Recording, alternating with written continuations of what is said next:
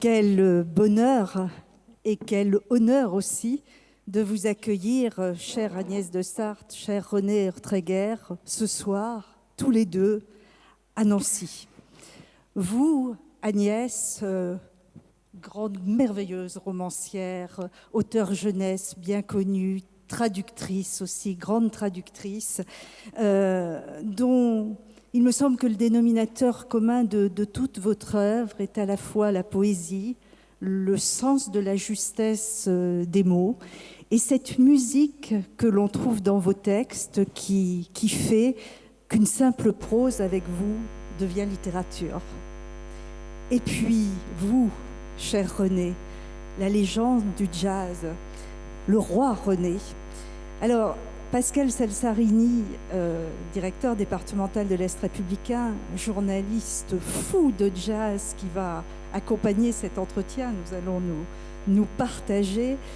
Pascal et moi, je dois vous dire qu'on est extrêmement émus. Parce qu'il y a très longtemps, vous me l'avez confié tout à l'heure, que vous n'avez pas joué à Nancy, peut-être une trentaine d'années. Et c'est grâce au livre ce soir, c'est grâce à une rencontre du livre sur la place que vous allez vous remettre au piano pour nous à Nancy. Alors c'est une immense émotion pour Pascal comme pour moi et on vous remercie vraiment d'être là ce soir avec nous. Alors, je vais vous laisser parler, oui, je sens. Bonsoir, j'allais dire, attendez de m'avoir entendu jouer pour me remercier. C'est vrai, vous avez raison en fait.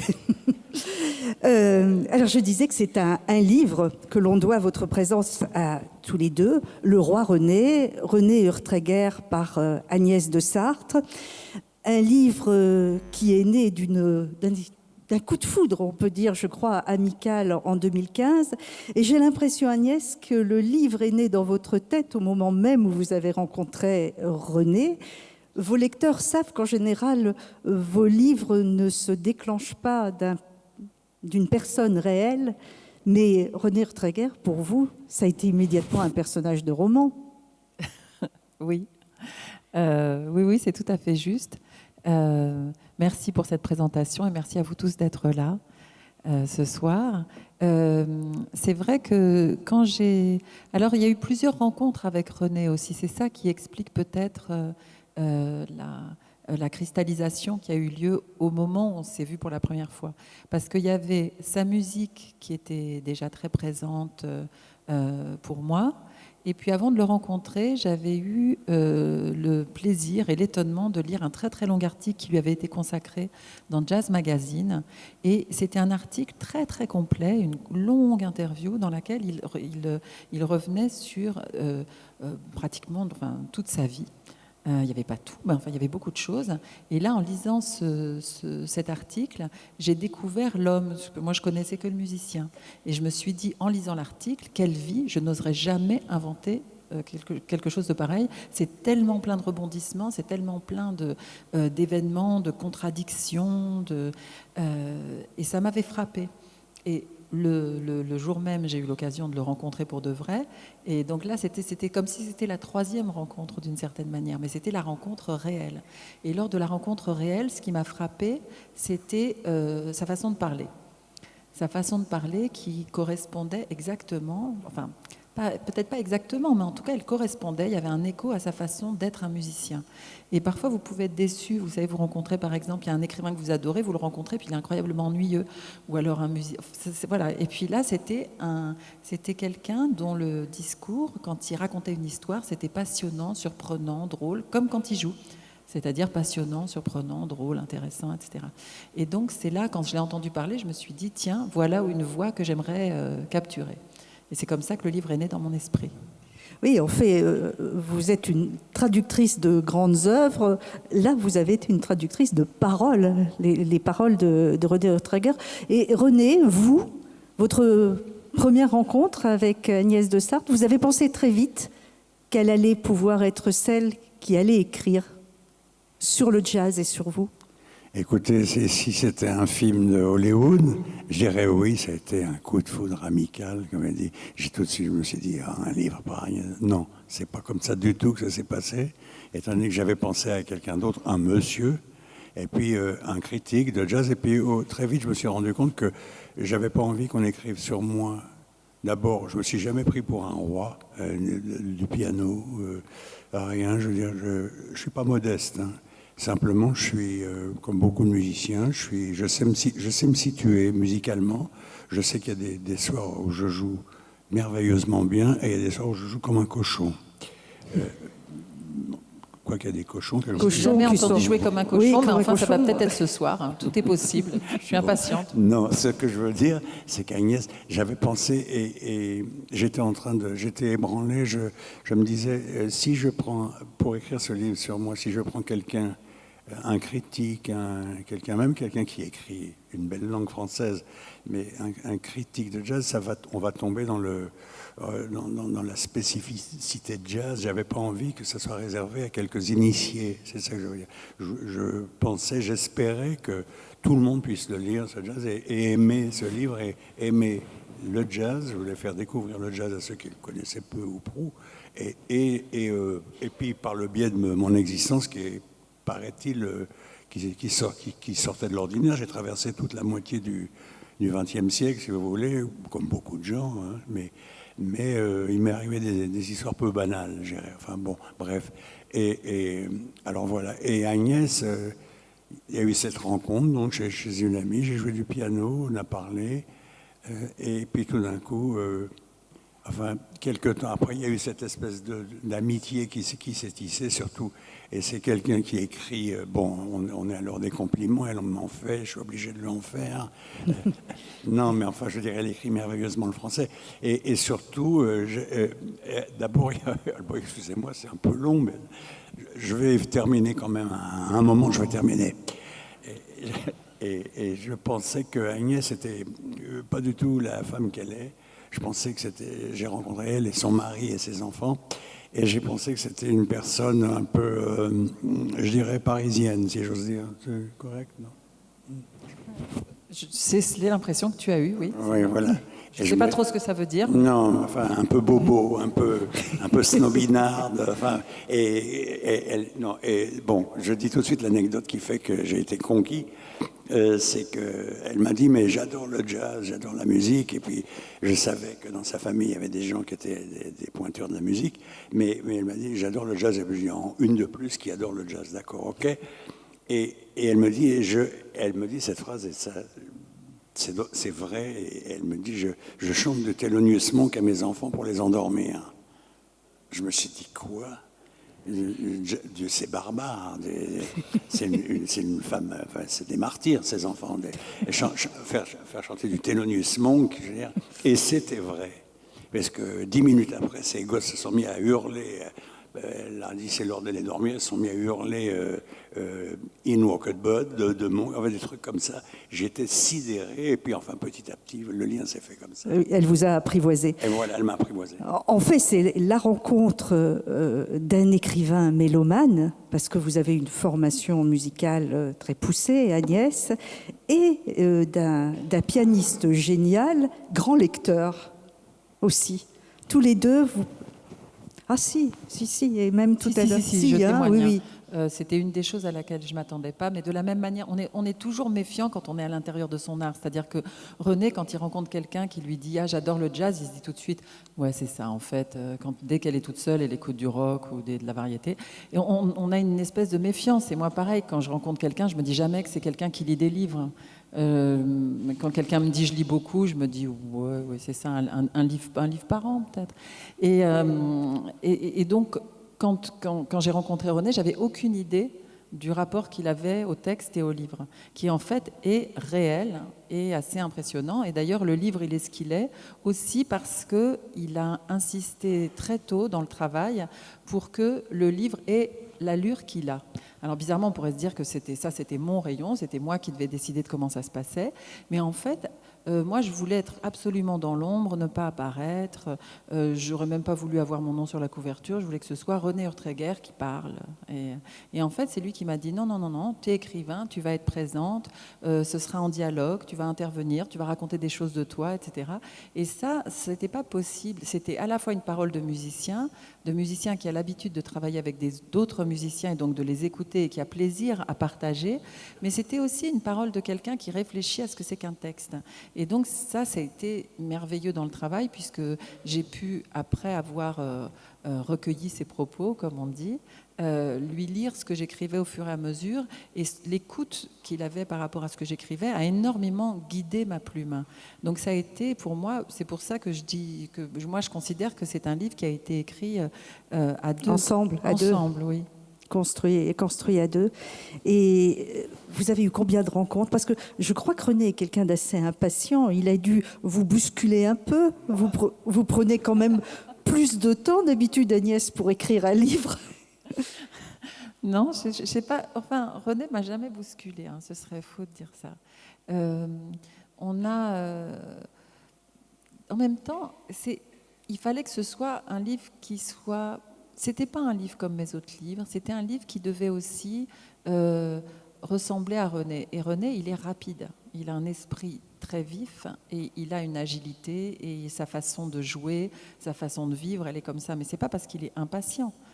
Je sais pas, c'est une forme de tempérament. Et il fallait que le livre, il adopte un tempo qui était le tempo de René. Il fallait que ce soit un livre qui swing. Il fallait que ce soit un livre qui soit écrit dans la vie, quoi, pas avec une espèce de distance posée, un peu plan-plan, etc.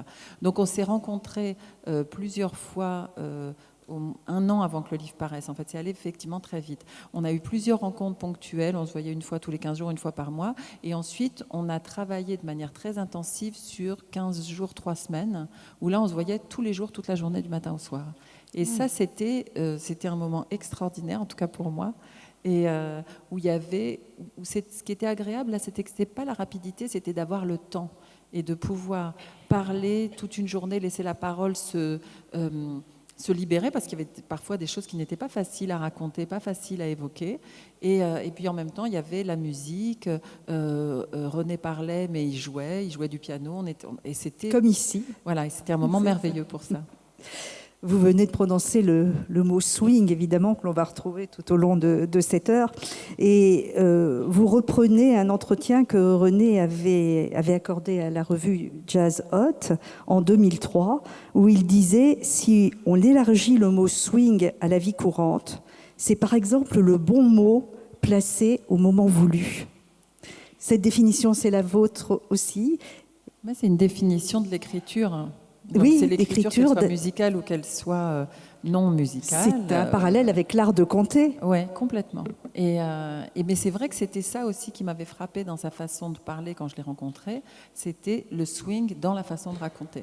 C'est-à-dire qu'il avait vraiment une manière d'amener les choses qui faisait qu'on était complètement suspendu à ses lèvres, même si ce qu'il avait à dire... Si, ce qu'il avait à dire, en plus, c'était intéressant. Mais on avait l'impression qu'on pourrait le suivre à peu près n'importe où. Agnès de Sars, sur une radio publique, il y a quelques mois, alors que votre livre venait de sortir, j'ai entendu René Urtreger prendre la parole. Je ne savais pas que vous étiez dans le studio. Il a dit quelque chose de très beau et de très flatteur. Il a dit « Tu es la seule que je connaisse qui ait su mettre des mots et une définition du swing. » Parce que c'est tellement impalpable, c'est tellement irrationnel qu'on peut pas en donner une définition scientifique ou technique. René Urtreger, le swing qui est votre vie, vous êtes l'artisan du bebop, un des derniers musiciens, compositeurs, techniciens, je veux dire, de cette grosse branche de l'arbre du jazz. Alors le swing. Ça fait, je ne sais plus combien de décades j'ai, mais ça fait beaucoup et je recherche toujours moi la définition de ça. C'est une très bonne définition. Une des définitions, ce que vous venez de dire, Françoise, sur l'art de placer dans la conversation, par exemple, la bonne phrase au bon moment. Mais il n'y a pas que ça. Si vous voulez, là maintenant, je peux développer, mais ça va durer 20 minutes. C'est simplement je parle de musique, là, le jazz le jazz qui est de la musique. Nous, occidentaux, je dis bien, je pèse, nous, occidentaux, on a tendance à privilégier, le cérébral, le bon calcul, la précision, tout ça. Dans le monde, heureusement, il y a des gens qui sont plus proches, je dirais, de la nature, du spontané, et voilà, c'est tout. Et entre autres de la sensualité, il faut quand même appeler les choses par leur nom. Et je pense que le swing, il y a une notion de sensualité. C'est pas seulement une musique cérébrale, réfléchie, une musique, quelqu'un va vous asséner pendant des heures.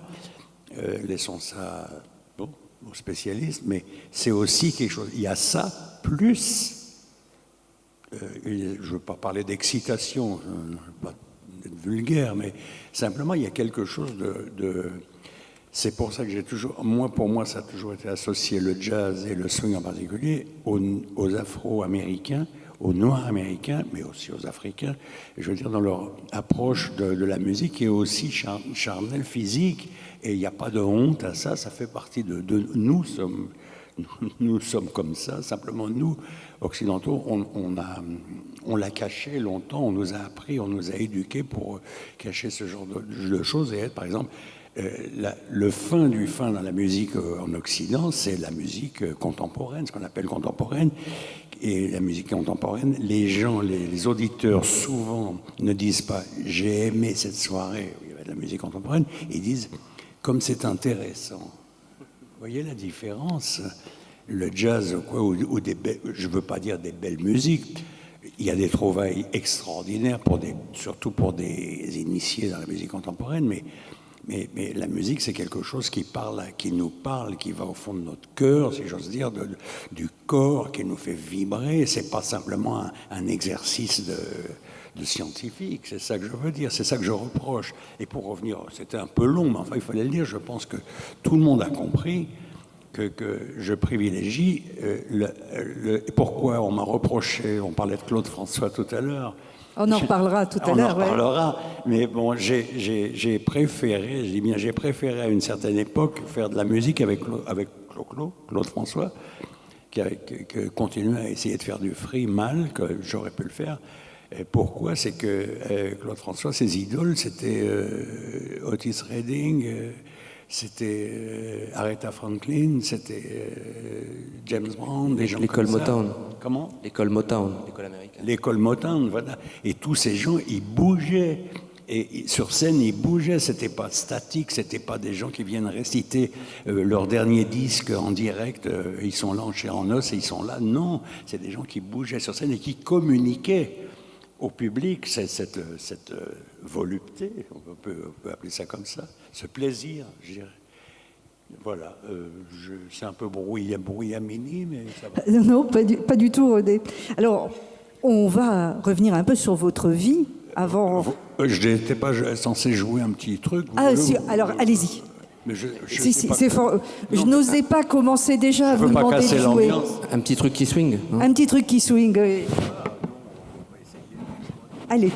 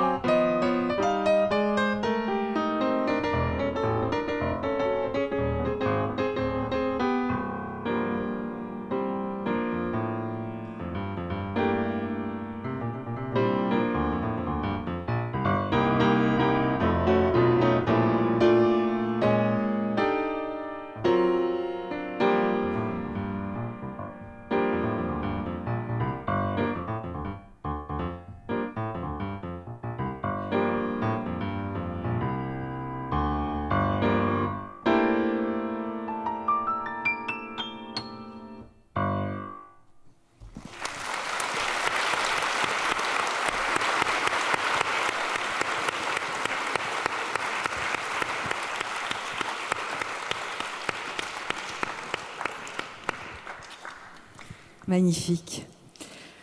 René, comment le piano, le jazz, on va revenir sur votre enfance, sur cette enfance dans une famille aimante, juive, polonaise, pendant la guerre, sur les drames que vous avez vécus, sur votre maman qui est partie un matin et en rentrant de l'école que vous n'avez plus jamais revue. Mais j'ai l'impression que dans cette famille, la musique était là, sans qu'on l'apprenne, simplement, naturellement. Comment est-ce qu'à un moment, le piano est entré vraiment dans votre vie?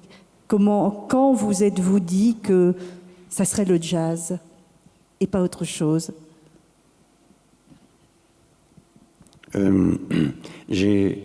J'ai toujours aimé la musique comme toute ma famille, comme tous les amis, comme tous les gens, beaucoup de gens de l'Est, des Slaves, des Russes, des Polonais, des Roumains, aiment tous. Je pense que ça fait partie de... C'est quelque chose de très important pour eux. La musique, c'est important. Voilà. Et donc, nous, on ne faisait pas exception, c'est tout. Et mon père, qui était un monsieur très simple, autodidacte, quoi, enfin, et a voulu que ses filles fassent du piano. Mes 3 sœurs ont fait du piano et moi j'ai suivi, voilà. L'histoire est simple, c'est tout. Et j'ai aimé le jazz et j'aime toujours le jazz, mais j'aime, sinon plus, enfin au moins autant, ce qu'on appelle la grande musique. Il n'y a pas d'autre... toutes les musiques, il y a beaucoup de musique qui me touche, mais en général, j'ai un bon jugement pour savoir qu'une musique... peut être un peu simpliste, trop simpliste pour moi, comment vous dire, mais par exemple de Bach à Chopin, à Debussy. Oui, parce que vous êtes un fou de Chopin. Vous êtes venu J'ai été, à la musique par je Chopin. suis toujours. Chopin, pour moi, c'est la musique parfaite, dans le sens, si j'avais une définition à donner du génie, Chopin est un génie absolu dans le sens où... par exemple, vous entendez en ce moment à la télévision, pour ceux qui ont la télévision, je pense que nous sommes nombreux, il y a des pubs, et des pubs, ils choisissent comme musique, des musiques, c'est un désastre. Ils font venir sûrement le petit ami ou la petite amie du producteur ou du metteur en scène, je ne sais pas, et c'est du simili Chopin. Alors, l'autre jour, c'est une bonne question que vous ne m'avez pas posée, mais que ma femme m'a posée il y a quelques jours. Elle m'a dit, mais quelle est la différence entre ce qu'on entend, c'est une espèce de musique pour un parfum, j'en sais rien, je m'en fous complètement. C'est d'une laideur, parce que ça a l'air comme ça accroche l'oreille. On dirait une espèce de nocturne de Chopin. Puis au bout d'un moment, vous savez, comme quand vous mangez quelque chose, on vous fait croire que c'est bon, puis au bout d'un moment, vous dites, mais qu'est-ce que je suis en train d'avaler ça? C'est une espèce de simili nocturne de Chopin, avec une mélodie à la main droite. Et justement, ma femme me disait, mais quelle est la différence entre Chopin et ce qu'on entend là, qui a été fait par quelqu'un qui a fait 3 mois au conservatoire municipal, voilà. Et je lui ai dit, écoute, Chopin, ce qui fait que ça plaît beaucoup à nos oreilles et aux oreilles de millions de gens dans le monde, et depuis des dizaines d'années, c'est d'une subtilité tellement, j'allais dire subtile, une subtilité subtile, c'est pas très malin, non? Non, c'est pas très subtil, merci. Mais je dirais que Chopin, c'est tellement plein de trouvailles, je veux dire, à la côté de la niaiserie, de la simplicité, de l'imbécilité musicale, je trouve pas d'autres mots, je sais pas, quelqu'un qui prendrait le micro, qui viendrait vous dire ba, bi, bobu, bobu, au bout de 5 minutes, c'est bien ce que vous racontez, mais on peut passer à autre chose. C'est ça, cette musique qu'on entend. Je ne sais pas, vous voulez que j'essaye au piano? Oui. Oui. Pendant que vous allez au piano, Agnès, cette anecdote avec Miles Davis, quand... Ah oui, quand ils sont tournés ensemble en 56, et René joue un nocturne de Chopin. Non, c'était quoi que tu jouais? Voilà. Et Miles Davis dit j'aurais aimé, je pourrais me couper un bras pour avoir écrit ça. Et il pleurait. C'était ça, l'histoire. Alors vas-y, essaye de nous jouer l'équivalent de Babubi Bobu. Ça donne quoi en musique? Ce que j'entends à la télé, c'est quelque chose comme ça. Ce qu'il entend à la télé.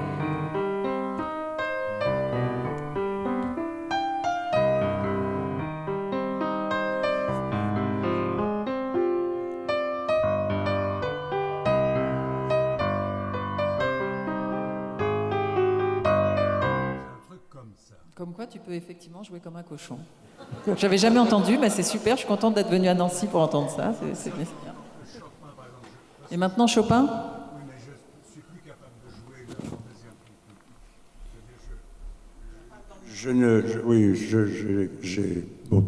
je ne vais pas cacher mon âge, il est élevé, et je ne peux plus jouer des choses très très très rapides comme la fantaisie impromptue, mais je peux essayer de jouer le passage langoureux un peu calme de la fantaisie impromptue.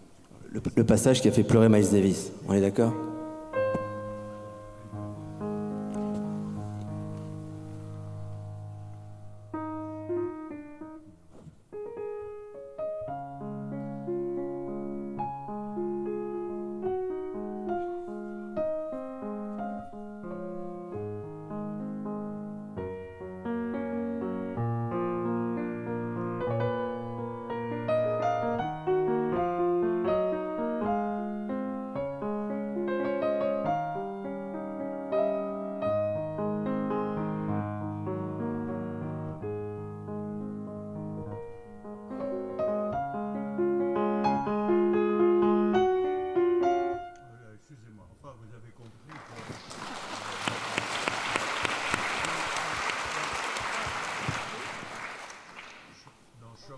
Non, ça va.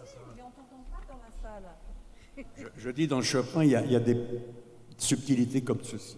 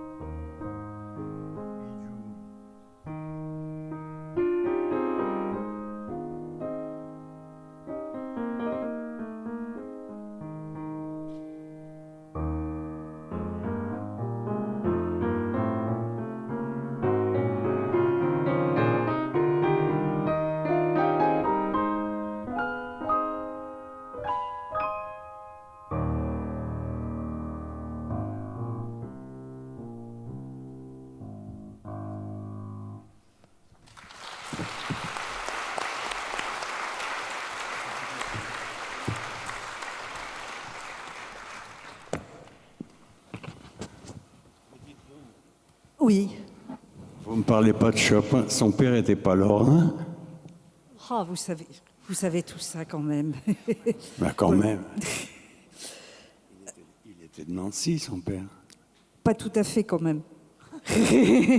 Non, mais enfin, non, c'est un heureux mélange de mon idéal musical, c'est-à-dire la France et puis la Il y Pologne. avait dans les Vosges. Vous avez écrit, Agnès, et on voit à quel point c'est un livre d'écrivain, en parlant justement de la musique classique et de la musique de jazz, deux musiques qui se regardent, et l'une qui dit « Moi, je suis plus savante que toi », tandis que l'autre lui répond « Peut-être, mais moi, je suis plus libre ». Deux sœurs qui s'admirent et se jalousent et s'aiment. C'est vraiment ça, le lien entre les deux musiques. C'est quelque chose que j'ai toujours perçu, moi étant musicienne, mais surtout mélomane, je le remarquais. C'est-à-dire que je voyais des musiciens de jazz aduler des musiciens classiques et inversement, des musiciens classiques trouvaient qu'il n'y avait rien de tel que l'improvisation et se lamentant en disant « Moi, je suis incapable, si je n'ai pas la partition, ça ne donne rien, et comment ça se fait, etc. » Et donc, c'est beau de voir ça, de voir l'accomplissement entier d'un artiste qui pourtant continue d'admirer quelque chose qu'il considère comme encore plus fort et plus important que ce qu'il fait lui. Et j'ai souvent eu cette impression que c'était deux musiques et puis ce sont deux musiques qui ont dialogué à partir du moment de la naissance du jazz. Le classique et le jazz n'ont pas cessé de dialoguer. Donc elles se sont admirées dans un premier temps à distance pour ensuite s'interpénétrer. Il y a une très jolie anecdote que m'a racontée René, qui est reprise dans le livre. C'était le jour où Charlie Parker est allé dans une famille de grands musiciens et qui lui ont fait écouter, c'était l'Oiseau de feu, le Sacre du printemps de Stravinsky. Et le même soir, en concert, pour ses amis qui étaient des musiciens classiques et qui étaient dans la salle, au milieu de son chorus, il a cité le Sacre du printemps. Et il s'est mis à jouer. Il s'est approprié Stravinsky. Et ça, c'est des scènes qui témoignent bien de l'influence heureuse d'une musique sur l'autre.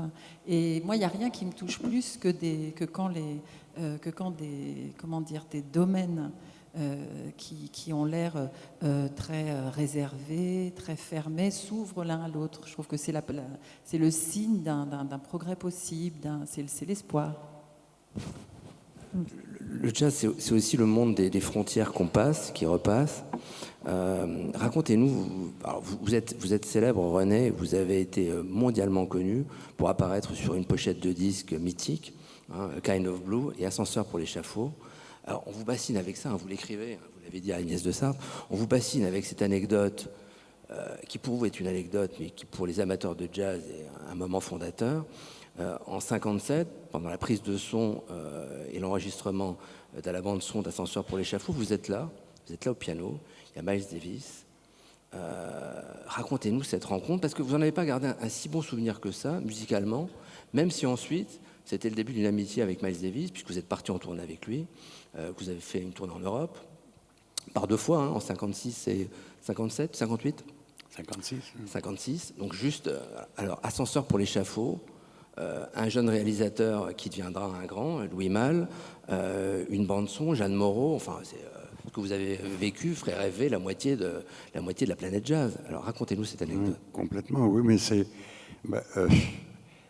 j'étais un jazzman, et les jazzman, souvent, on a la place du cerveau, bon, enfin... Où donc? Je sais pas. Bref, non, on peut être doué pour un art ou quelque chose et puis être parfaitement... comment on les appelait les gens dans la Grèce antique, dans la Grèce, les béotiens. Voilà, on peut être béotien et puis par contre très bien connaître certains domaines. Et moi, c'était le jazz. La question, c'était pourquoi avec Miles Davis? Non, mais c'était d'abord, avant de partir en tournée avec lui et de jouer avec Miles Davis, pour moi, c'était un honneur. Je me rendais compte, j'avais 22 ans, mais c'était un honneur immense.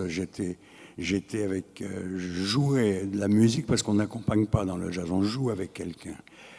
Et j'avais l'honneur de faire de la musique avec Miles Davis. Et Miles Davis, j'avais sa grande photo, on ne disait pas encore poster, sur mon mur, le mur de ma chambre.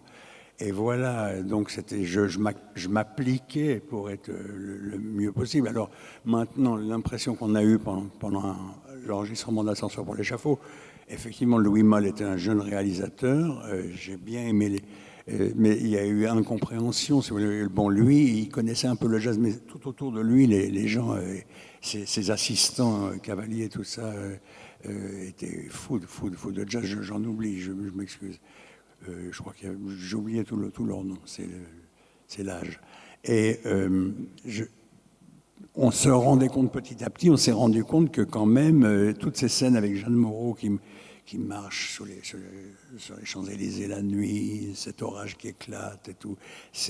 Elle se trompe, elle voit des hommes, elle croit voir son amant passer, c'est pas vrai, elle se trompe, elle le regarde, elle s'excuse, et tout ça. Donc on n'était pas tout à fait conscients de tout ça. Nous, on faisait notre musique, et pourquoi j'avais des réserves sur la musique, j'étais un jazzman dans le sens où j'aimais bien jouer dans un club, ou jouer dans des concerts, et là on jouait comme des maboules, on allait au bout des trucs, on jouait 3, 4, 6, 8 chorus, on improvisait, on inventait des choses, et le morceau voilà, était fini. Là, tout d'un coup, on jouait des petites séquences de 8 secondes, 12 secondes, 16 secondes interrompues au moment où ça commençait à prendre forme. Tout d'un coup, quelqu'un nous disait « Stop, c'est bon, on arrête ». Il y avait la notion de coitus interruptus. Voilà, c'est ça. Et c'est un peu dommage. Je veux dire, bon, il fallait s'y faire. Mais vous lui en avez pas voulu à Miles Davis? Pas à Miles Davis du tout, non. Non, mais si vous voulez, le milieu du cinéma, il se trouve que, alors après, c'est devenu un film de légende à cause de la musique, ou la musique et le film, enfin, il y a eu une espèce de conjonction entre les deux qui fait que ce film est considéré maintenant dans le monde entier, d'ailleurs, comme quelque chose de rare et d'exceptionnel. C'est vrai, il y a aussi le jeu de Jeanne Moreau, il y a des acteurs dont c'était le premier film et qui sont devenus célèbres après, Lino Ventura, des gens comme ça. Voilà, il y avait Maurice Ronet, avec qui on avait... et moi, j'avais d'autres soucis que faire de la musique. Bref, enfin, si vous voulez, pour moi, c'était un événement comme un autre, mais même moins marrant qu'un concert avec Miles Davis ou une soirée dans un club avec Miles Davis. C'était moins intéressant. Pour moi, pianiste de jazz, pur sucre, quoi. Vous n'étiez pas conscient d'être en train de graver une des bandes-sons les plus célèbres pas du tout. Du film noir mondial? Pas du tout, non, ouais. Alors, quand on disait tout à l'heure que la vie de René était un roman, c'est vrai qu'elle est très sinusoïdale, parce que il y a cette enfance à la fois aimante et puis brisée par les drames de la guerre.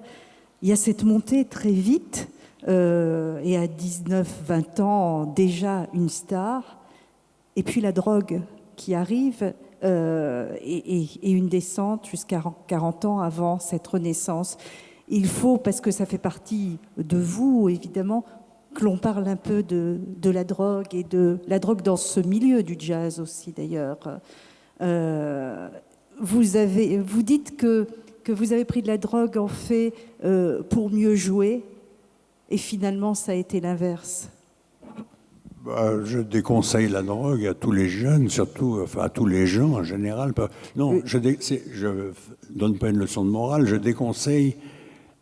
Moi, dans mon cas, c'était la musique, mais je pense, et j'en ai la preuve, que la drogue, surtout les drogues dures comme ça, comme l'héroïne, auxquelles on est prisonnier, je veux dire, on est attaché à quelque chose. Je veux dire que non seulement ça ne vous rend pas meilleur. Si vous êtes bon, mais ça limite et ça handicape. Je veux dire que les qualités que vous avez, elles sont je veux dire, au bout d'un moment, quand vous commencez à user des stupéfiants, comme on dit, au bout d'un moment, il n'y a plus que ça qui vous intéresse. Au départ, c'est un alibi merveilleux. Je veux dire, tiens, je vais jouer et je vais me défoncer je vais prendre un peu de poudre ou un truc comme ça. Et puis, ou alors je vais aller au cinéma, je vais voir un film génial de Tartampion, On va avec des copains et on va être bien, quoi. Et puis au bout d'un moment, c'est un prétexte. Au bout d'un moment, il n'y a plus que ça. Si on est honnête avec soi-même, et on ne l'est pas quand on est junkie, c'est qu'il n'y a plus que ça qui vous intéresse. Ça doit être défoncé et le reste devient totalement... dans mon cas, je me suis rendu compte assez vite que j'avais intérêt pour rien. Ni la musique, ni les filles, ni rien, à part ça. Et je me suis rendu compte assez tôt, j'ai 83 ans bientôt, et que j'avais une quarantaine d'années, quand j'ai tout arrêté. Et pourquoi ? Parce que j'aimais trop la musique et je me rendais compte que j'étais, comme on dit, l'ombre de moi-même. Je veux dire que j'avais même plus envie d'en faire de musique, que j'étais devenu vraiment le has-been de chez has-been. C'est-à-dire que j'avais été, il y a très longtemps, un type doué, mais que c'était fini ce temps-là, parce que j'avais...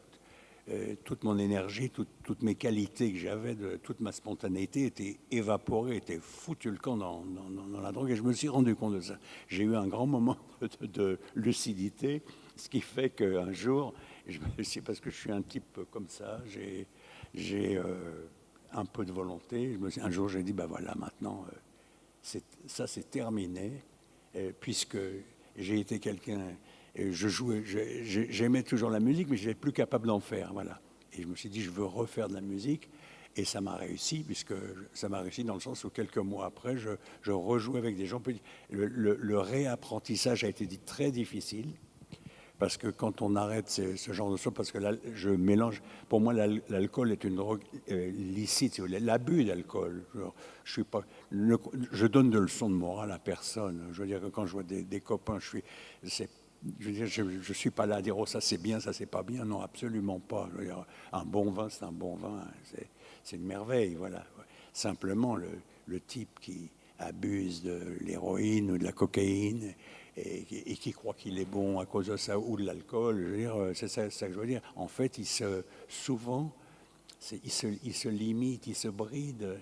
Imaginez un type qui ferait la finale du 100 mètres olympique, mais avec les pieds attachés, vous voyez ? Les pieds attachés, les chevilles attachées, voilà, il courrait comme ça, il irait pas loin. Bon, c'est pareil pour moi. René, dans le livre d'Agnès, vous lui confiez à un moment quelque chose que j'ai jamais entendu personne avoir cette franchise, quelque chose de très émouvant. Vous dites, j'ai été décevant. Vous avez eu ce courage-là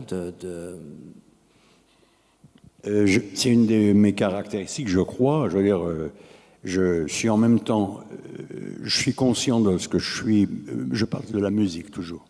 Je suis conscient de ma valeur quand je joue bien. Tout à l'heure, je vais vous jouer quelque chose, ça va être bien. Je le sais déjà. Je le sais. Mais je sais. Pas déçu. Mais ce que je veux dire, c'est que je me fais aucune illusion. Et quand je trouve, par exemple, les compétitions, quand on veut. Béla Bartók disait, je ne peux pas m'empêcher de le citer, Béla Bartók, grand musicien hongrois, disait les compétitions sont faites pour les chevaux, pas pour les musiciens. Et là, par exemple, combien de fois j'entends sur, par exemple, la radio TSF Jazz, qui est une des radios les plus connues, j'entends, et vous allez entendre le meilleur guitariste actuel. Qu'est-ce que ça veut dire, le meilleur guitariste actuel, ou le meilleur trompettiste actuel, ou le meilleur batteur actuel? C'est de la foutaise, c'est des conneries, c'est peut-être l'agent, l'impresario du gars qui a réussi à payer pour qu'on dise ça, pour mettre la personne en valeur. Ça veut rien dire du tout.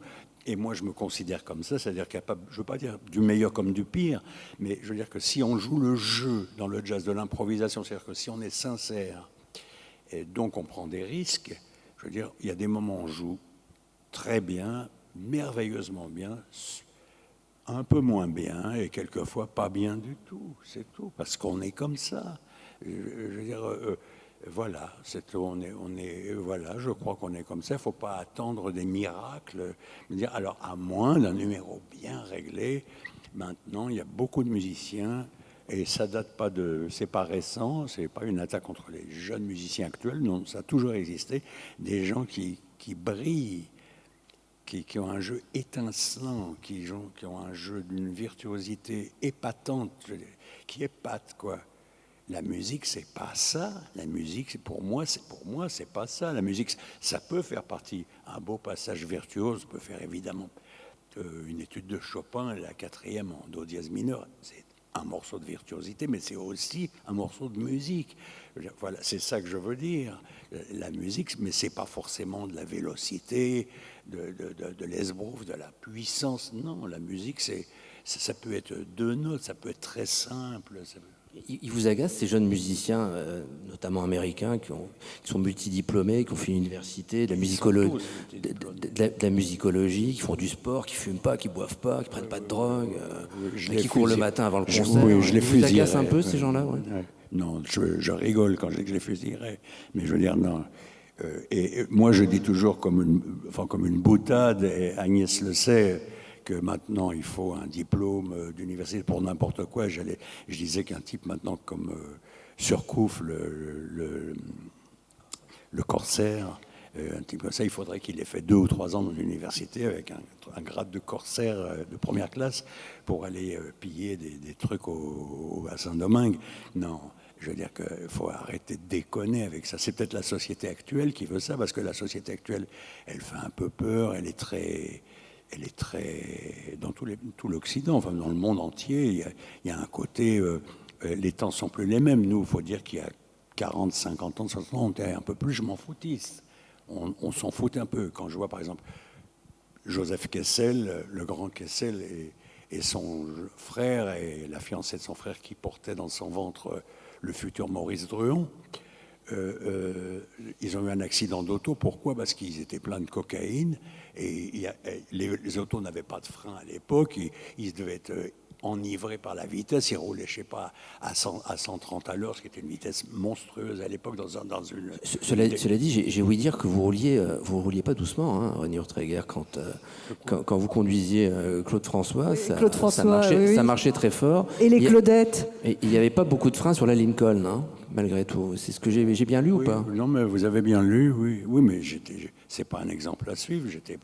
Mais on vit sa vie, c'est ce que je veux dire. Bon, évidemment, j'ai des enfants, et tous les gens qui ont des enfants veulent avant tout que leur enfant soit en bonne santé. C'est une sécurité pour leur enfant qui réussissent dans l'existence en étant heureux et en étant en bonne santé.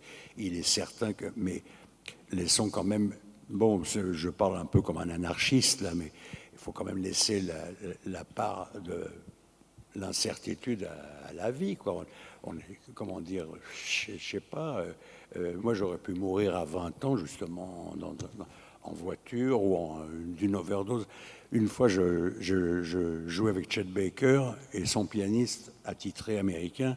Je le quitte, je le raccompagne en bas de son hôtel, hôtel du Grand Balcon, rue Dauphine à Paris, et je le raccompagne. Il s'appelait Dick. Et il revenait d'une petite tournée qu'ils avaient fait avec Chet Baker en Tunisie. Je sais pas, il s'était ramené. Je me rappelle, il avait encore son petit fez avec le petit machin. Et on se dit au revoir. Et on avait joué, on avait fait un bœuf, comme on dit, pendant des heures. Et je lui dis au revoir, à demain, on joue, on se voit au même endroit, même heure. Et le lendemain, j'apprends qu'il est décédé d'une overdose. Il avait 24 ans. Je veux dire, c'est la vie. Qu'est-ce que vous voulez que je vous dise? On ne peut pas empêcher les choses de se faire. Le destin de nous frapper, c'est comme ça. La vie, c'est la vie. Maintenant peut-être que Dick Twardzik, mort à 24 ans, ça n'engage que moi. Peut-être qu'il a une vie d'une richesse incroyable, je dirais, je dirais, même si elle a été courte dans l'absolu, que des gens de 124 ans à qui il n'est jamais rien arrivé, je veux dire. Agnès, j'ai l'impression que quand vous pensez à René, vous pensez à quelqu'un pour qui le jouer est synonyme d'extrêmement de respect, pour qui le lien est fort avec le public. Je pense que c'est une de ses particularités aussi. Oui, c'est-à-dire que comment dire, il trouve que le jeu est noble. La noblesse du jeu, oui. La noblesse du jeu. Et il met un accent là-dessus, sur le fait que... je me souviens de conversations qu'on avait eues sur les échecs, parce que René est un très grand joueur d'échecs, une sorte de champion. Et moi, au départ, j'étais un peu... moi, j'y connais pas grand-chose. Et donc, il me parlait beaucoup des échecs. Et à un moment, je me souviens qu'il m'a dit... Oui, il m'a cité l'exemple de Lasker, c'était ça quand tu m'as parlé, oui, qui avait été, c'était c'était Einstein qui avait dit, Einstein avait dit, oh là là, dire que ça aurait pu être un mathématicien merveilleux et qu'il a gâché sa vie en jouant aux échecs. Comme si jouer aux échecs, c'était jouer à la marelle, enfin c'était faire n'importe quoi, c'était fiche sa vie en l'air.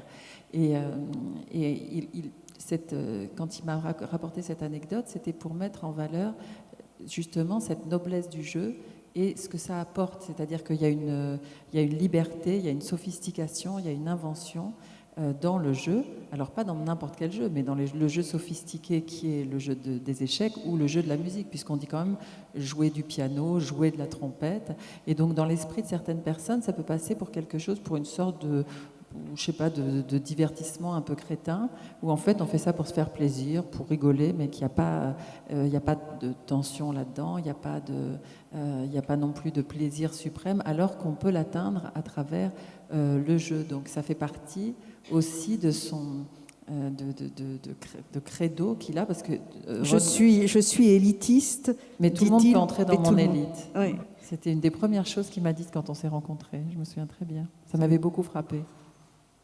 René, vous iriez jouer à nouveau un petit peu? Oh oui, va jouer. J'aimerais que Agnès chante avec moi. Mais tu as dit que tu allais jouer très bien. Comment? Tu as dit que tu allais jouer très bien. Tu nous as appâté tout à l'heure en disant vous allez voir, je vais vous jouer un truc extraordinaire. Ouais, mais tu veux pas d'abord jouer tout seul. D'abord tout seul. Voilà. Après on verra.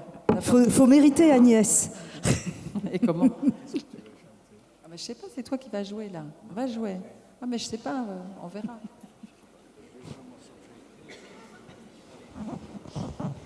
Ce sera donc une composition de René Urtreger.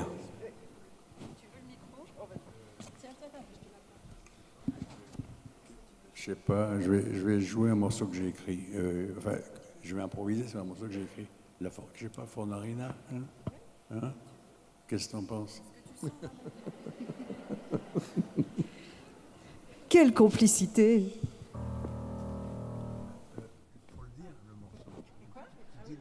Ah oui, c'est donc je présente le morceau.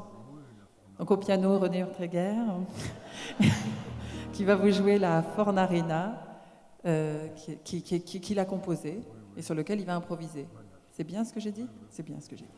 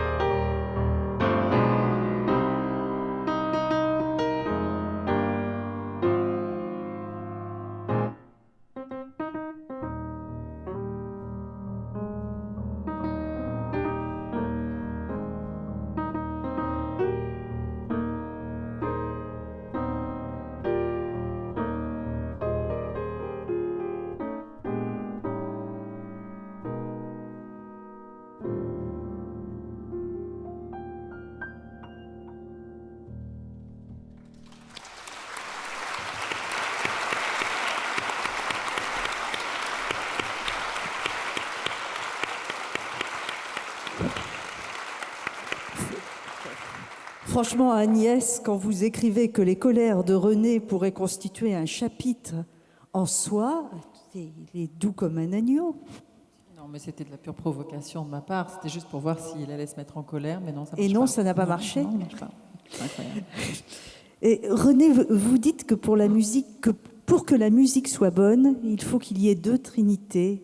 Une trinité organique et une trinité géographique. Tu t'en souviens? Parce Oui, qu'Agnès va vous en parler sinon. oui. Ouais. Non, mais il a une meilleure mémoire que moi, en vérité. Non, mais je voulais revenir sur les colères. Ah, sur les colères, défendez-vous. Bon, les colères, j'étais très engagé sans être engagé, moi, quand j'étais plus jeune. J'ai vécu, si vous voulez, j'ai vécu la guerre, on peut revenir 5 minutes. Oui, Je sais que bien sûr. c'est des sujets qui ne sont pas plaisants, mais tant pis, on a abordé le sujet de la drogue, qui n'est pas très agréable. Mais ça aussi, le sujet de la guerre, bon, qu'est-ce qui s'est passé? Je vais à l'école, j'ai 9 ans et demi. Nous sommes réfugiés à Pau à cause des origines de ma famille. Bon, tout ça, merde. Non, non. Je suis désolé. Tu peux l'éteindre? C'est pas... Je l'éteins.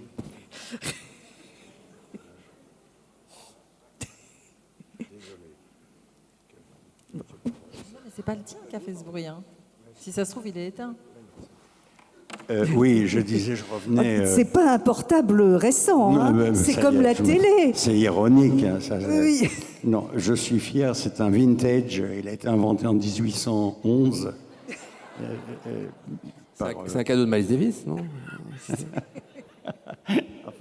Non, je parlais des colères. Là. Oui. Oui, et donc je revenais, je faisais un rapide retour. Donc on est à Pau, à Basse-Pyrénées. À l'époque, on disait Basse-Pyrénées. Maintenant, c'est Pyrénées-Atlantiques, je crois. Et je vais à l'école et je rentre à midi chez moi. Il neigeait un peu, c'était le 15 janvier 1944. Et il y a une voisine qui est là, une dame, la mère de mon copain Jeannot. Elle est là, elle me dit, René, rentre pas chez toi, il y a la Gestapo. Il y a les...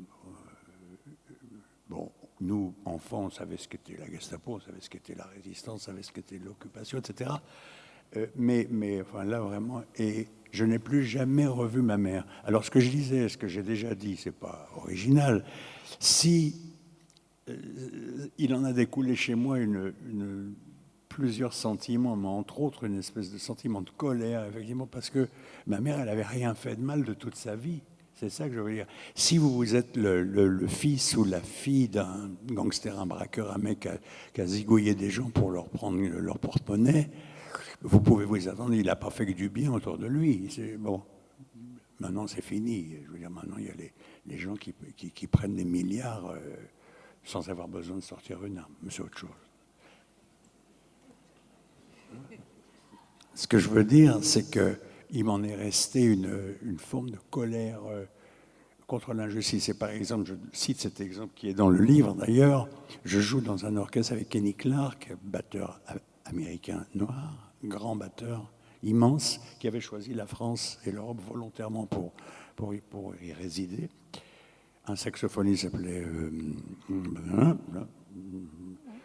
Nathan Davis, oui, il y avait Jimmy Gourlay, et un chanteur qui s'appelait Vince, j'ai oublié son nom, bon, qui était un peu coloré aussi. Et voilà-t-il pas qu'il y a deux couples des jeunes, très chics, très bien mis, qui arrivent et qui se mettent à côté de moi. Je suis au piano, ils sont là à côté.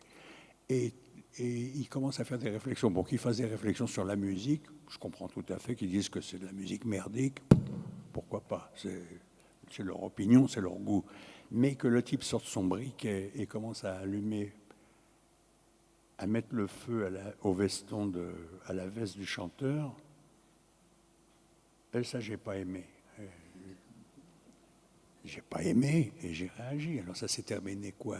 Quand on a 23, 24 ans, qu'on a quelque chose, un peu comme ça, c'est terminé à coups de poing dans la rue. Bon, j'ai pris un risque pour des gens qui m'ont même pas remercié, c'est pas grave. Je l'ai fait parce que j'ai réagi comme ça, c'est ça mes colères. Je lutte contre la crétinerie, le racisme. Je veux dire, bon, ça nous entraînerait trop loin. Je veux dire, je suis plein de défauts, moi. Vous saviez? Mais pas violent. Vous êtes plein de défauts. Lesquels? tous. Ça fait beaucoup. Ouais. Non, non, mais je suis plein de défauts et quelques qualités, quelques défauts, mais je suis un être humain, je suis un homme, quoi. Mais ce qu'il y a, c'est que, par exemple, ces choses-là, par exemple, je suis dans un bar une nuit. Le barman était un copain à moi qui s'appelait Marty, c'est un Anglais. Je joue pour mon plaisir. En fait, c'était un endroit où je jouais qui s'appelait la Grande Séverine, qui était un endroit un peu huppé comme ça. Et rentre, je crois que c'était Monsieur Papon, avec un monsieur noir. Tous les deux bien sapés, cravate, machin, chic. Et le monsieur, je pense que c'est Monsieur Papon, mais je ne suis pas sûr. Bon, on me l'a dit, enfin, je ne veux pas avoir de procès. Il vient vers moi, il me dit la chose suivante, bonjour, ça commence bien. Hein. Bonjour. Est-ce que vous pourriez jouer une chanson avec le nègre qui est avec moi au bar? Comment vous réagissez? Enfin, maintenant, n'oubliez pas que ça se passe en 1960, 61, 62. J'entends cette phrase. Moi, je suis en train de pianoter comme ça. J'ai pas aimé. Je dis, j'allais pas dire à ce bonhomme que je ne connaissais pas, j'allais pas lui dire, on parle pas comme ça. C'est pas ouk, c'est pas beau. Qu'est-ce que je dis pardon, je fais mine de me gratter l'oreille, je dis je crois que j'ai mal entendu. Avec qui? Et il réitère la même phrase, il dit la même phrase, c'est pas un accident. Il redit la même phrase. Je dis il faut pas parler comme ça, mon vieux. Là, je me suis mis à le tutoyer, à émettre des doutes sur la moralité de sa mère, enfin. Etc., etc. Ça s'est très mal terminé. J'ai été lourdé le lendemain par le directeur, le patron de cet établissement qui s'appelait Maurice Giraudias, qui était un éditeur et qui avait les pires ennuis d'ailleurs avec ces gens-là. Il éditait Lolita, le livre Lolita et de Nabokov. Et il avait les pires ennuis au nom de la censure, etc., etc. Et donc, ce gars-là, Maurice Giraudias, m'a téléphoné le lendemain en me disant René, je suis désolé, mais notre collègue, vous vous arrêtez, ça faisait 1 an ou 2 que j'étais chef d'orchestre là quand même. Il me dit on m'a demandé que vous partiez, quoi. Voilà. Bah, si c'est mes colères, je suis fier de ces colères. Oui, vous avez raison. Alors René, cette histoire de Trinité.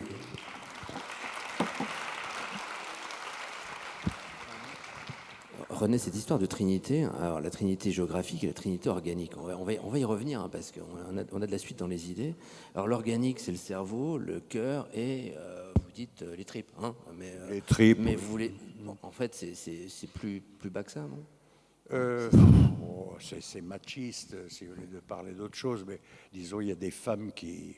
C'est pas parce qu'il y a beaucoup de femmes ici, mais il y a des femmes qui m'ont sidéré par le courage, quoi. Comment dire? Disons, les tripes, c'est le courage. Voilà, le courage et ce qui va avec. On avait compris ça. Ah, mais là, on n'a pas entendu ce que vous disiez, René. Vous pouvez nous dire ça plus fort? Oui, je vais réitérer.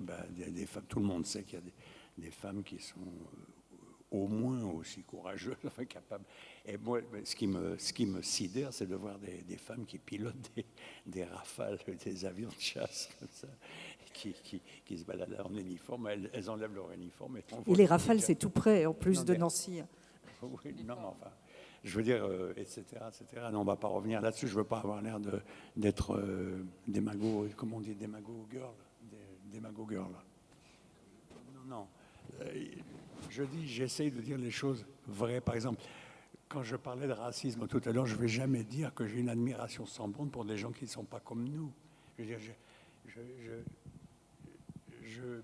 je suis dénué de racisme dans le sens où j'ai eu la chance de...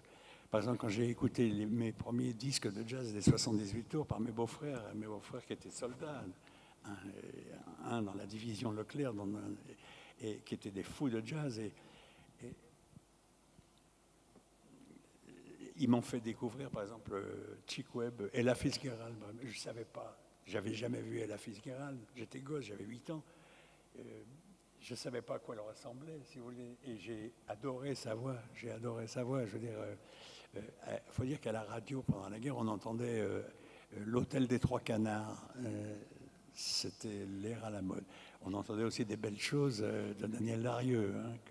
Mais je veux dire, bon, moi, Ella Fitzgerald, sans savoir si cette personne était noire, verte, bleu ciel ou rouge tomate, j'étais amoureux de cette voix et je trouvais que personne chantait avec autant de plénitude, si je peux dire. Alors vous nous offrez une belle transition, René Urtreger, parce que vous n'êtes pas un fou des voix en jazz, je crois que vous êtes... mais vous avez eu une rencontre avec, c'est ce que révèle d'ailleurs Agnès de Sarthe, vous avez eu une rencontre très belle avec Isabelle Georges, qui est une chanteuse, une comédienne, une performeuse, comme on dit aujourd'hui, au point d'ailleurs d'enregistrer un album avec elle qui s'appelle Something to Live For, et qui est un album magnifique que je ne connaissais pas, que j'ai redécouvert dans votre discographie en creusant cette semaine, dans mon stock, en duo avec Isabelle Georges, et qui est un album magnifique, quoi. On devrait tous l'avoir écouté, quoi. C'est plutôt de la comédie musicale, oui, c'est des belles chansons, des superbes chansons. Plus que de la comédie musicale. Oui, mais elle, c'est une spécialiste elle a une voix magnifique, c'est comme vous dites, une performeuse, elle est capable de jouer au théâtre, de jouer des scènes, de vous faire pleurer, de vous faire rire, elle se fout par terre, elle joue les scènes, je l'ai entendu chanter du Schubert, La jeune fille et la mort, et des choses incroyables, c'est vrai, c'est une grande artiste. Vous y avez pris du plaisir? Beaucoup, oui. C'était un peu en dehors du jazz, mais je ne suis pas que jazz, je ne mange pas du poulet matin, midi et soir. L'adolescente que j'ai été il y a très longtemps, on m'en voudrait beaucoup si je ne vous parlais pas de Claude François quand même. Vous avez pendant 1 an été son pianiste, vous avez accompagné de plus que ça, mais 250 concerts en 1 an. Cette reconversion vers le yéyé, on n'attendait pas ça de vous en fait.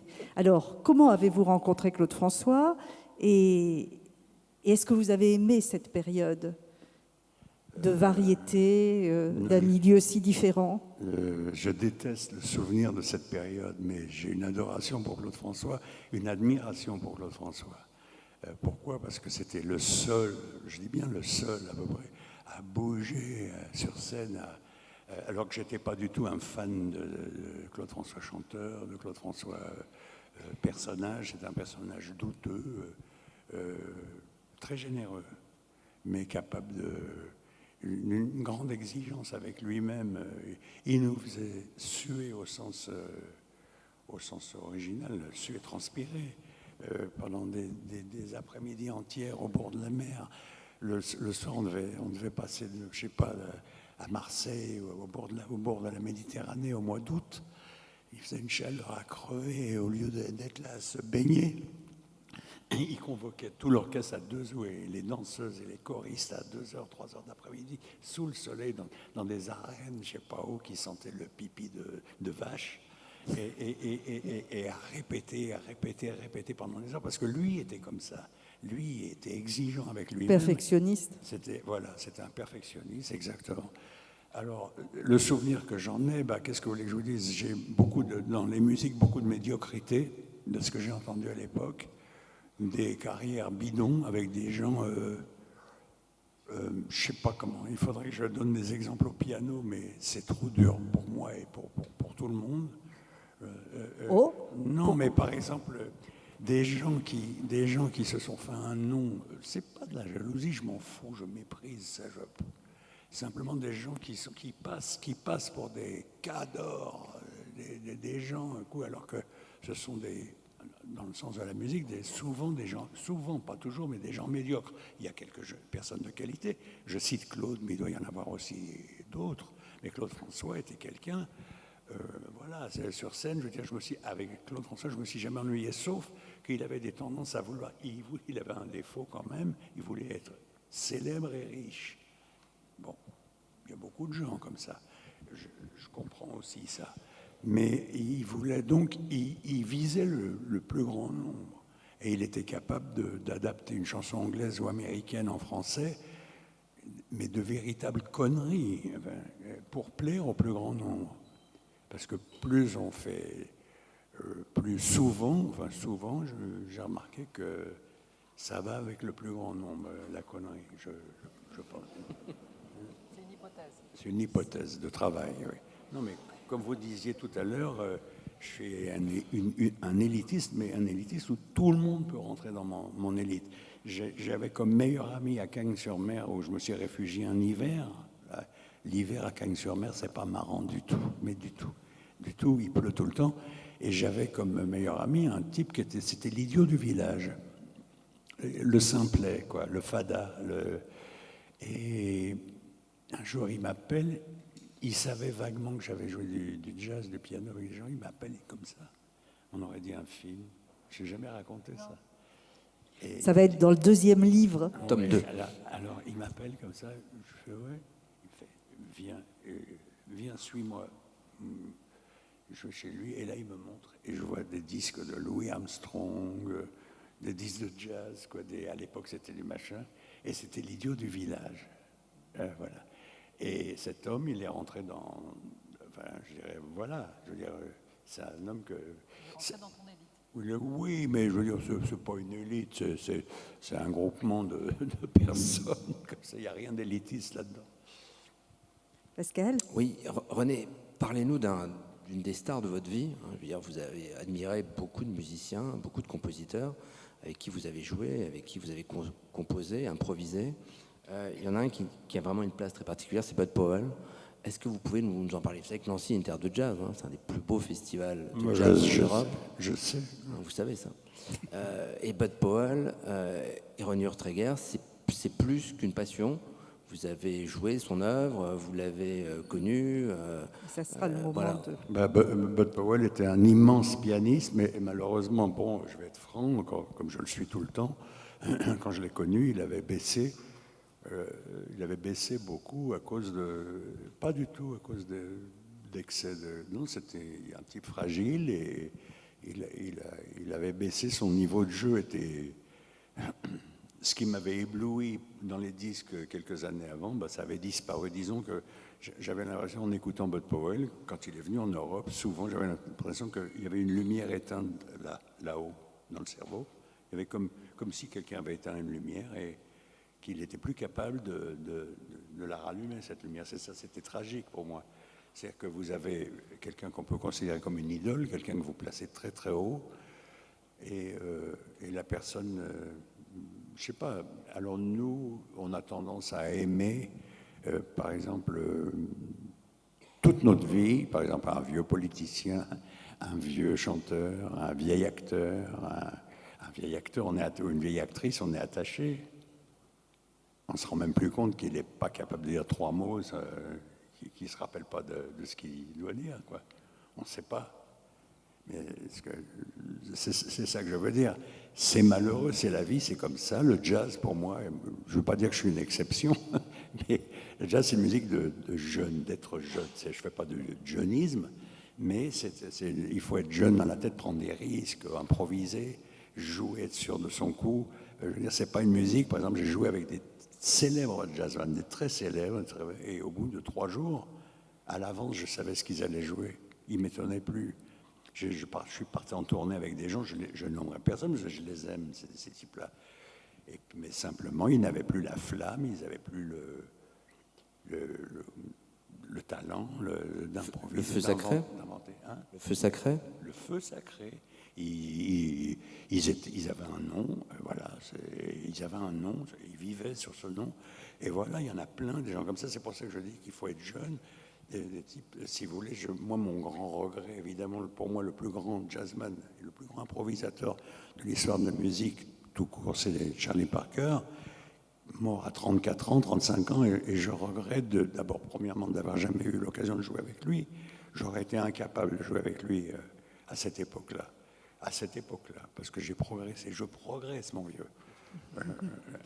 Oui, on peut. On peut. Mais j'aurais pas pu jouer avec lui, j'aurais été dépassé, quoi, comme je l'étais une fois avec Sonny Rollins, dépassé. Il y a un moment, vous suivez plus. Quand quelqu'un est... voilà. Et Parker, pourquoi je parle de Parker? Oui, c'est un grand regret, dans le sens où je ne sais pas ce qu'il serait devenu s'il avait atteint 50, 60 ans, s'il avait vécu de sa réputation, je ne sais pas comment il aurait joué, mais enfin... Je pense que c'était un type assez génial, assez fou pour inventer tout le temps, inventer. Pour moi, le jazz, c'est une musique d'improvisation avant tout, c'est-à-dire qu'on ne sait pas ce qu'on va jouer. On ne sait pas.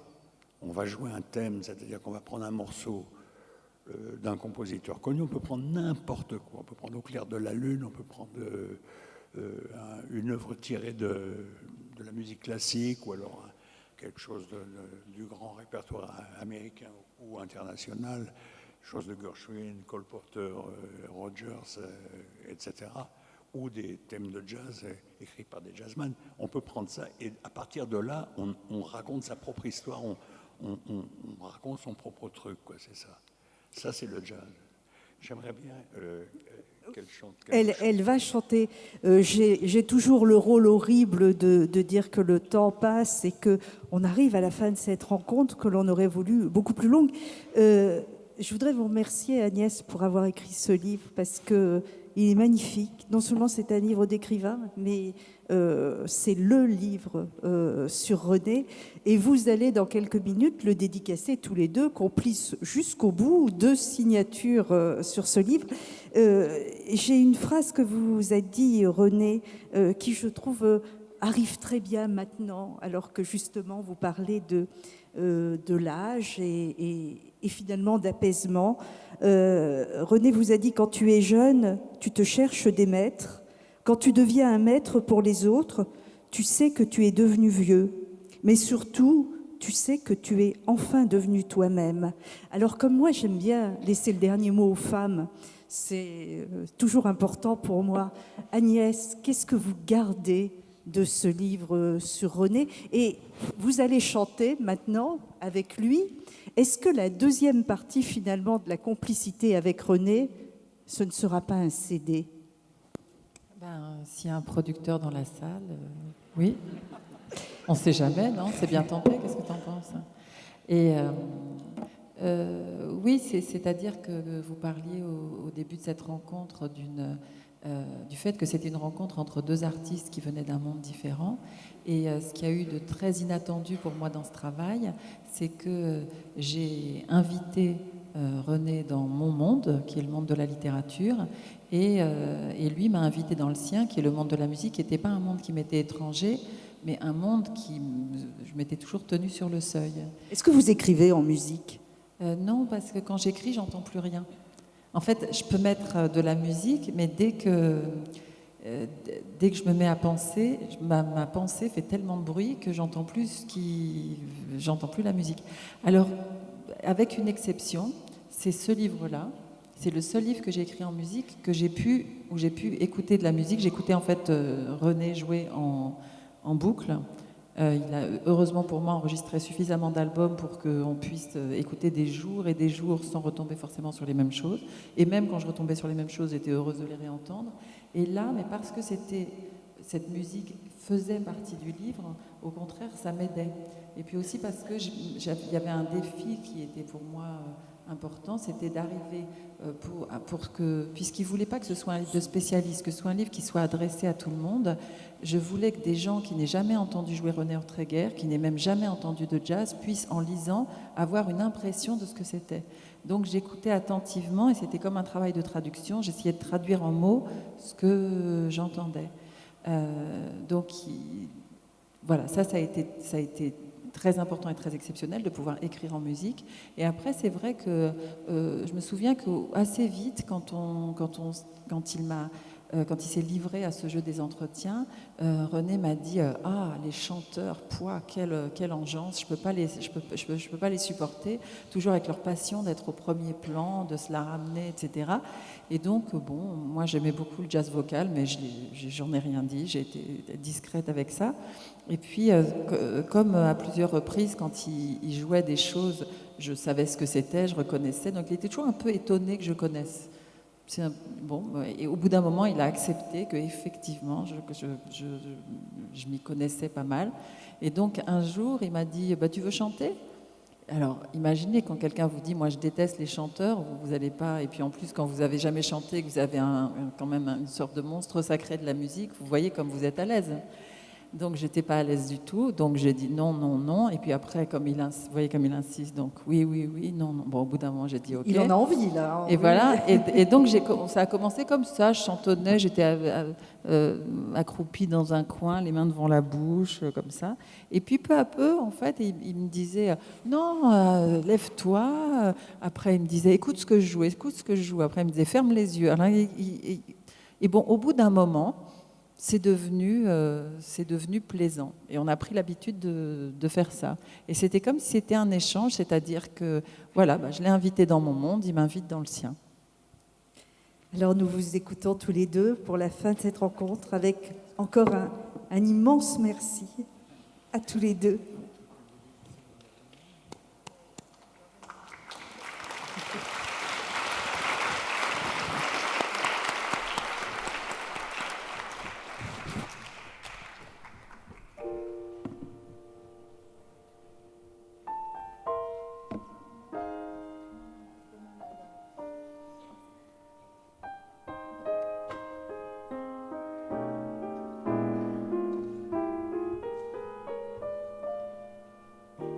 Someday he'll come along, the man I love, and he'll be big and strong, the man I love. And when he comes my way, I'll do my best to make him stay.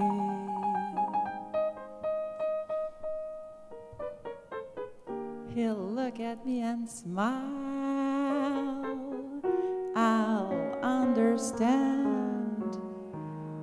And in a little while, he'll take my hand. And though it seems absurd, I know we both won't say a word. Maybe I shall meet him one day, maybe Monday, maybe not. Still I'm sure to meet him someday. Maybe Tuesday it will be my good news day. He'll build a little home just meant for two, from which I'd never roam. Now would you? And so what else above I'm dreaming of, the man I love.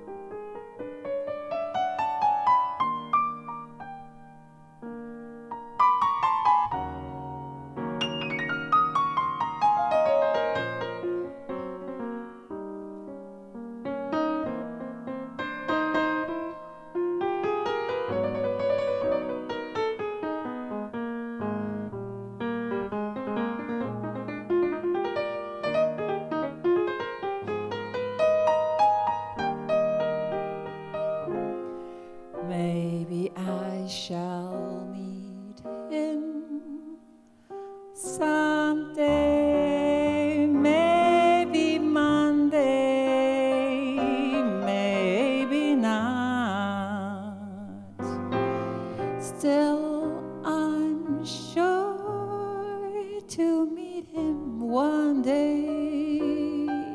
Maybe Tuesday it will be my good news day.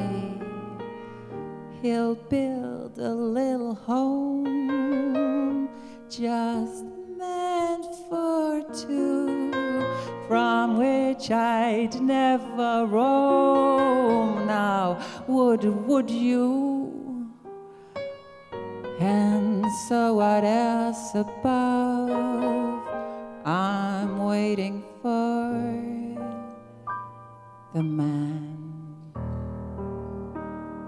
I love.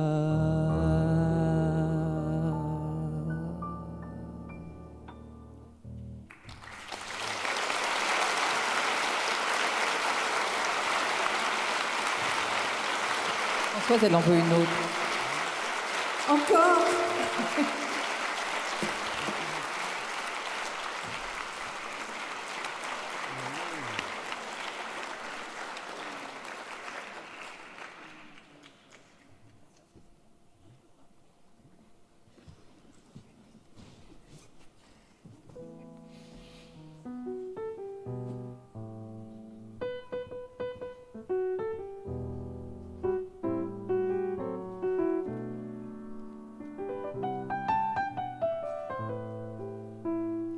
I didn't know what time it was, then I met you. Oh, what a lovely time it was, how sublime it was too. I didn't know what day it was, you held my hand. Warm like the month of May it was, and I'll say it was grand, grand. To be alive, to be young, to be mad, to be yours alone. Grand to see your face, feel your touch, hear your voice say, I'm all your own. I didn't know what year it was, life was no prize. I wanted love, and here it was, shining out of your eyes. I'm wise, and I know what time it is now.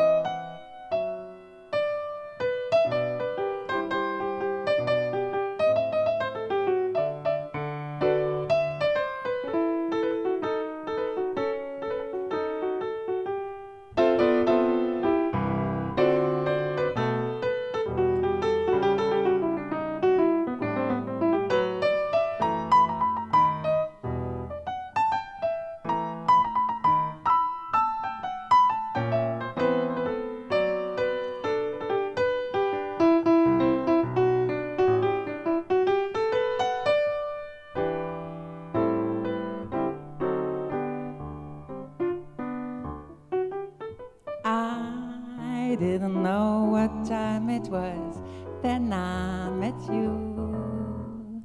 Oh, what a lovely time it was, how sublime it was too. I didn't know what day it was, you held my hand. Warm like the month of May it was, and I'll say it was grand. To be alive, to be young, j'ai tué le micro. To be mad, to be yours alone. C'est vrai.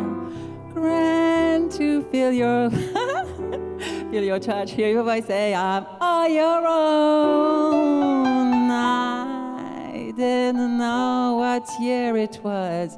Life was no prize.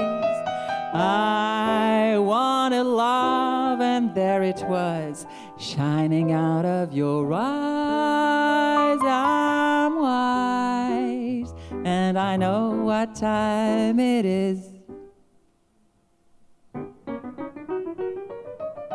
Now.